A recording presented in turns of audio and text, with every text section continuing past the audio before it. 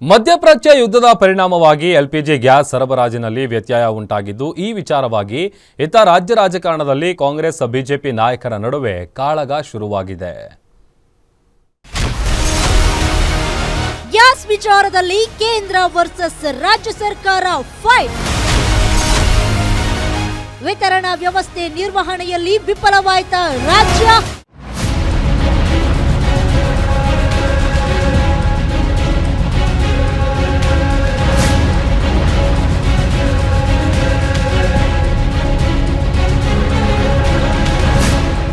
ಮೊದಲು ಸಿಲಿಂಡರ್ನ ಬುಕ್ ಮಾಡಿದ್ರೆ ಬೆಳಿಗ್ಗೆಯೇ ಮನೆ ಬೆಲ್ ರಿಂಗ್ ಆಗ್ತಾ ಇತ್ತು.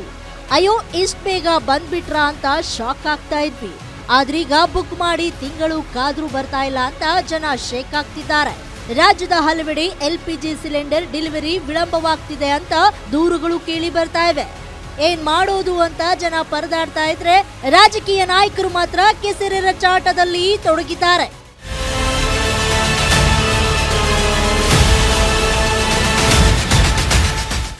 ಗ್ಯಾಸ್ ಸರಬರಾಜು ನಿಯಂತ್ರಣ ಕೇಂದ್ರದ ಕೈಯಲ್ಲಿದೆ.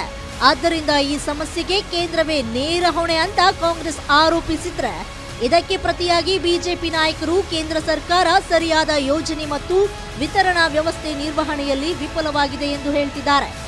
ಇಂದು ಕೂಡ ಕೇಂದ್ರದ ವಿರುದ್ಧ ಕೈ ನಾಯಕರು ವಾಗ್ದಾಳಿ ನಡೆಸಿದ್ದು, ಇದಕ್ಕೆಲ್ಲ ನೇರ ಹೊಣೆ ನರೇಂದ್ರ ಮೋದಿ ಅಂತ ಆರೋಪ ವ್ಯಕ್ತಪಡಿಸಿದ್ದಾರೆ.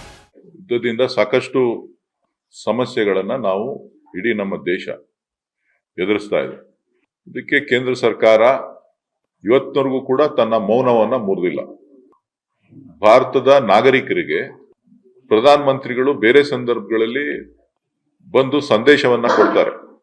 ಆದ್ರೆ ಇವತ್ತಿನವರೆಗೂ ಕೂಡ ಯಾವ ರೀತಿ ಜನ ಇರಬೇಕು ಮುಂದಿನ ದಿನಗಳಲ್ಲಿ ಅನ್ನೋದನ್ನ ಕೇಂದ್ರದ ಯಾವುದೇ ಸಚಿವರು ಅಥವಾ ಪ್ರಧಾನ ಮಂತ್ರಿಗಳು ತಿಳಿಸದೇ ಇರತಕ್ಕಂಥದ್ದು ಇವತ್ತು ಎಲ್ರಿಗೂ ಕೂಡ ಆತಂಕವನ್ನ ಸೃಷ್ಟಿ ಮಾಡ್ತಾ ಇದೆ. ಇರಾನ್ ರಾಷ್ಟ್ರ ನಮ್ಮ ಮಿತ್ರ ರಾಷ್ಟ್ರ ಆಗಿದ್ದಂತ ರಾಷ್ಟ್ರ ಅದು.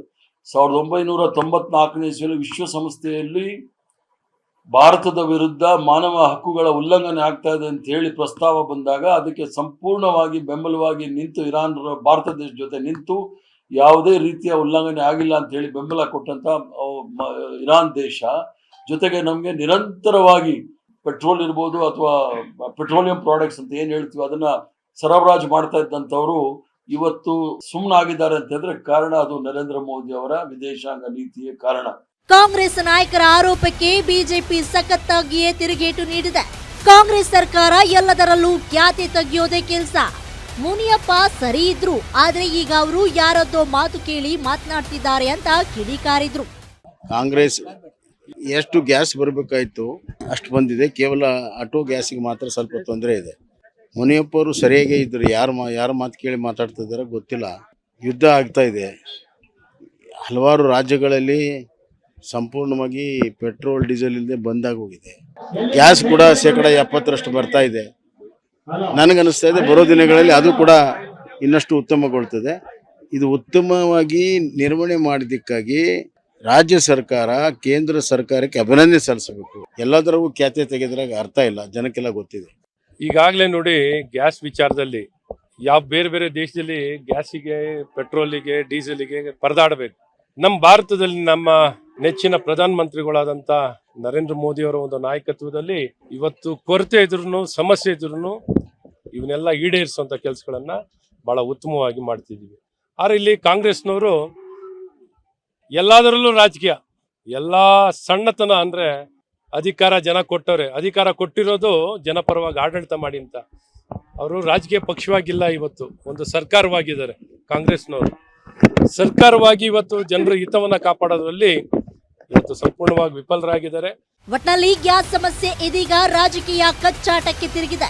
ಆದ್ರೆ ಈ ಜನ ಮಾತ್ರ ಸಮಸ್ಯೆ ಬಗೆಹರಿಸಿ ಮೊದಲು ಅಂತ ಆಕ್ರೋಶ ವ್ಯಕ್ತಪಡಿಸಿದ್ದಾರೆ.